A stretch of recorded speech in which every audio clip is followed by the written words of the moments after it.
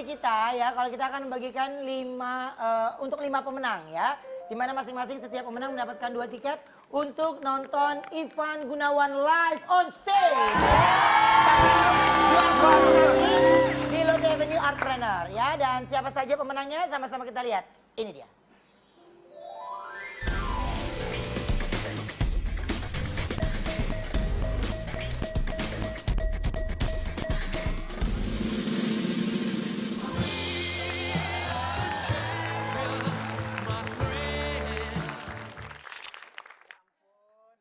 Say, nonton aja pakai helm loh, Say. Iya. Persiapan konser. Persiapan konser ya. Benar. Oke, nanti untuk minggu depan ya, untuk minggu depan kita ada kuis lagi yang kita akan undi lagi. Kita akan umumkan di minggu depan pemenangnya. Itu adalah dengan buat apa video sekreatif mungkin dengan lagu Lo Nggak Salah. Ya, yang biasa kita nyanyikan, itu yang biasa kita nyanyikan di Brownies. Jadi kalian bikin yang paling kreatif, langsung aja mention ke Instagram Brownies_TTP dengan menggunakan hashtag Brownies Quiz.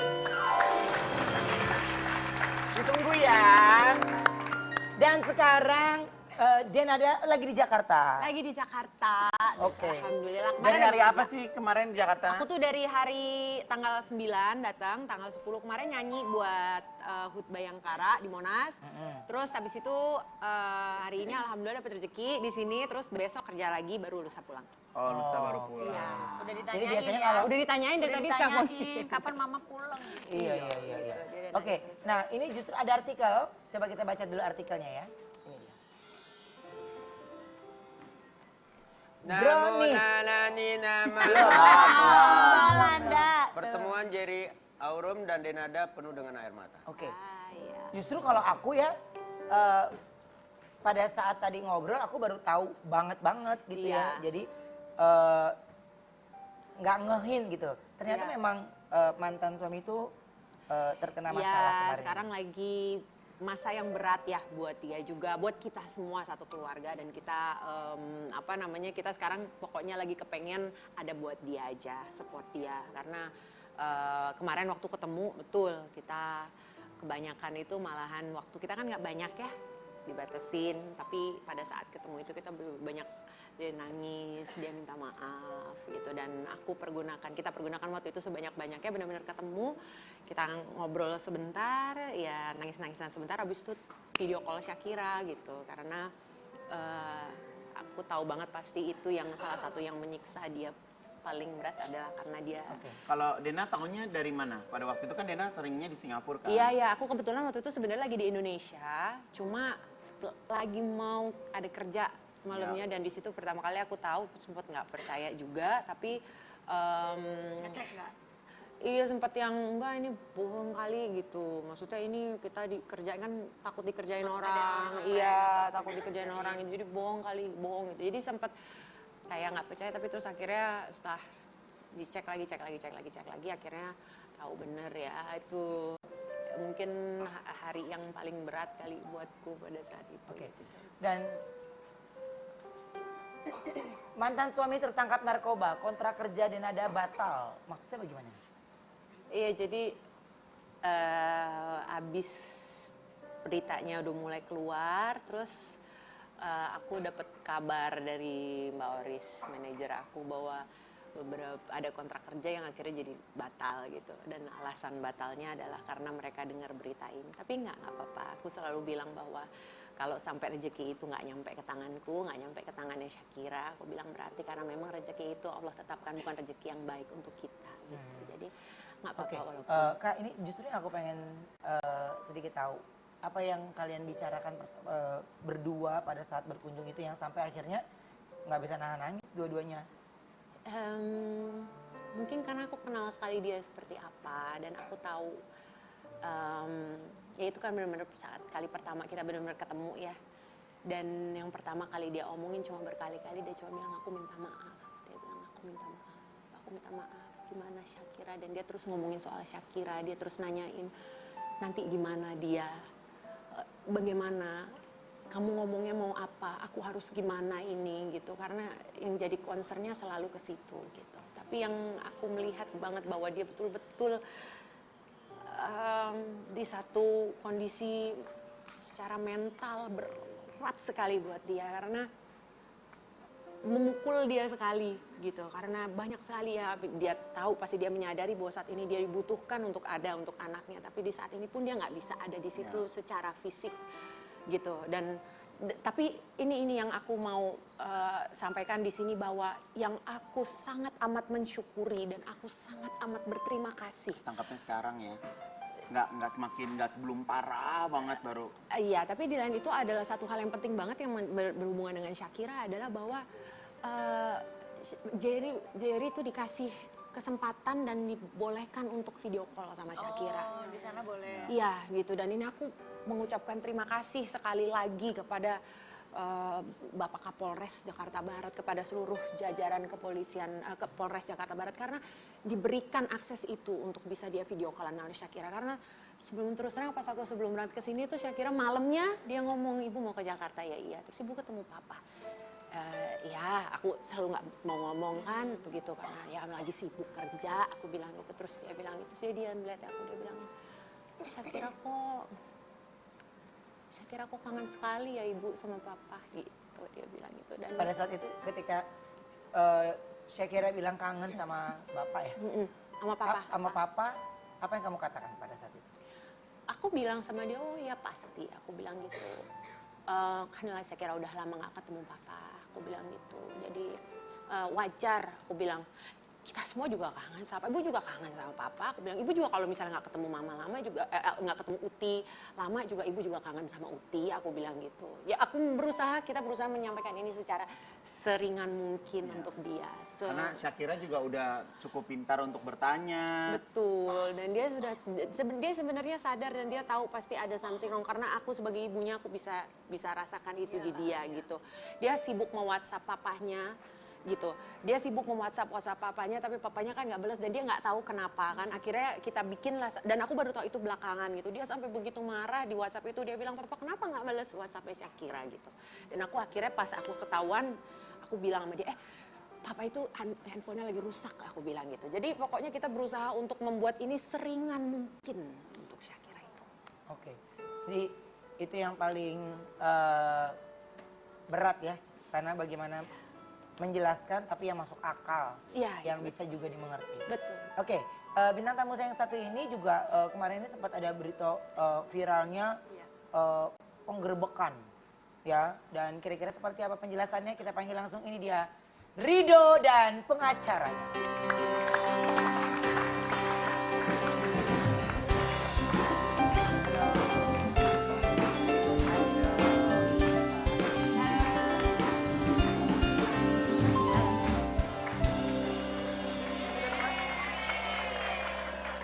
Oke, silakan duduk. Ada nomor bangkunya. Sebelah sini kali ya? Oke, sebelum kita ngobrol aku ada tayangannya dulu ya untuk kita bahas. Ini dia tayangannya. Daniel siapa? Gue tanya. Ya nggak gue telepon temen. Lu jangan kemana-mana. Enggak, iya kita selesai ini semua teman. Ya udah lu ngapain?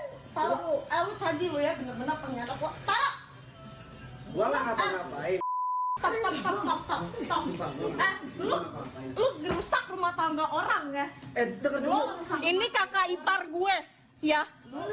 Sumpah. Tanya, gua ngapa-ngapain nggak? Coba Ya tanya. udah, sekarang udah di kamar hotel berduaan suami istri. Lu perusak rumah tangga orang nggak ya? Enggak, lu tadi lu bener-bener kan. Oh gitu nih, hah? Artis ini nih ya. Oh lu dorong gue, hah? Lu dorong gue. Gue tanya lu ngapain sama kakak gue? Oke, kok bisa itu? Seru kejadian? banget sih Dok, itu kenapa? Gini ya, gua ceritain dari awal aja. Ya. Kenapa bisa kenal sama cewek ini? Sebenarnya awal kenal itu gua sih tujuannya pingin kenal nambah teman. Dan kebetulan gue emang single, jomblo, kan kita nggak tahu kalau kenalan bisa mungkin berlanjut jadi entah pacaran kah atau apa. Ya.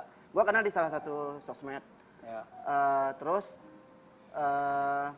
dari awal ngechat, gue di situ udah ngomong, udah nanya, sudah berkeluargakah? Dan dia nggak ngejawab, dia cuma senyum dan hem. Oke. Setelah itu gue ngilang di bulan chat pertama gue tuh di bulan April. Oke. Di bulan Mei dia nanya lagi, kok aku di unfollow?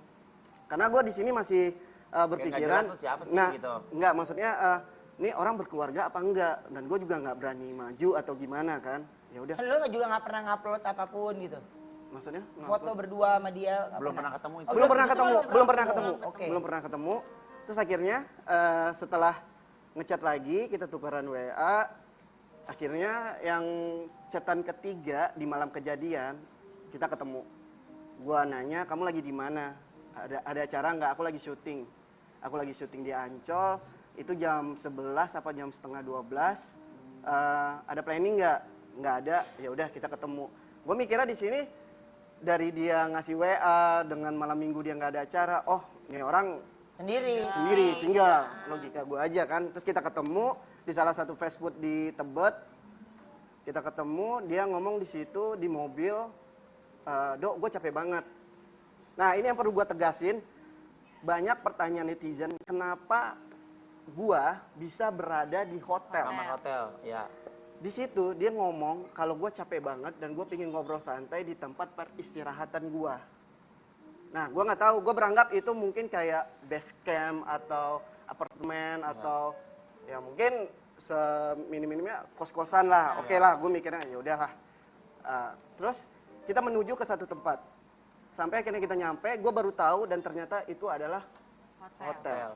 Oke, gue mikir di sini gue masih berpositif thinking karena dia ngomong, gue kalau pulang syuting kemalaman atau gue capek, gue selalu beristirahat di sini. Dia artis juga. Oh, dia artis berarti. Pemain sinetron. Aku taunya dia YouTuber. Oh, YouTuber. Oke, terus. Beda kalau YouTuber bukan artis. Ya, aku nggak tahu. Dia ngomongnya dia syuting iklan atau apa, tapi aku jujur emang nggak pernah ngeliat juga. Iya. Terus, oke, singkat kita memang udah banyak keganjilan sih, keanehan pas menuju ke hotel itu. Oke. Jadi ternyata pas ada di hotel itu memang dia udah buka kamar di situ. Bukan buka kamar di situ. Dia ngomong itu tempat biasa dia beristirahat. Jadi lo yang tetap bayar. Nah, ini dia nih. Jadi selama perjalanan dia selalu ngomong ATM gua nggak bisa mentransfer. Gua logika aja ini udah lewat dari jam setengah 1 atau jam Kok nggak 1. bisa transfer? Bisa seharusnya kan. Gua nggak bisa ngambil cash, gua nggak bisa transfer. Akhirnya, Dok bisa nggak pakai debit lu aja? Gua transfer ke lu. Gua takut manajemen gua tahu. Ya udah, gua Masih positif tinggi. Nah, masih positive thinking, ya udah gue yang check in, akhirnya kita dapat kamar 741, kita ke atas. Nggak nyampe 5 menit kita masuk, dia dapat telepon atau nelfon gue nggak tahu karena itu nggak ada bunyi. Dia nelfon, dia ngasih tahu teman-temannya kalau gue di hotel itu di kamar 741. Gue nanya lagi, teman-teman kamu mau ke sini? Dia bilang, oh enggak, teman-teman aku lagi party. Nanti dia rencananya mencari peristirahatan di sekitar sini. Setelah dia nelfon, nggak nyampe 10 menit, itu masuklah Yang tadi. Kamera-kameraan. 2 kamera-kameraan. Itu ya. Nah, yang anehnya di sini pas bel bunyi, dia nyuruh gua ke toilet dan dia langsung ke pintu dengan langsung buka tanpa ngelihat siapa itu dulu. Gua nggak tahu ya dari mana keluarganya itu bisa tahu kamar, gua nggak tahu. Dan itu kamera udah standby semua dengan masker semua termasuk perempuan ini. Udah pakai masker Yang semua. teman-teman Jadi sebenarnya jalan ceritanya lo lo tuh ngerasa dijebak. Gua nggak ngomong gua ngerasa dijebak, tapi banyak keganjilan dan Kejanggalan. keanehan yang banyak yang emang ini lagi diselidiki sama Bang Husen. Oke. Tim Nah, kuasa hukum aku. Oke baik, dan setelah yang satu ini aku mau ngobrol sama dari tim lawyer ya, kira-kira apa langkah hukum yang akan dilakukan, bagaimana ke depannya, sesaat lagi tetap di Brownies Obrolan.